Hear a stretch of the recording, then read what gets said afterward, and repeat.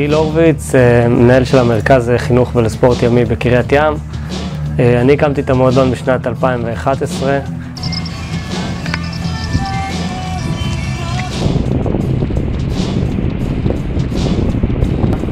העמותה שעובדת כאן נקראת מעופפי הים. בעזרתה אנחנו מבצעים פעילויות לנוער ולמבוגרים.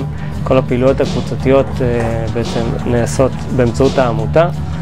המועדון עבורי זה סוג של התגשמות של חלום מסוים שהיה לי בתור ילד, וקיים המועדון הזה שמעניק פעילות מילדים, נערים, נוער, מבוגרים, נשים, גברים.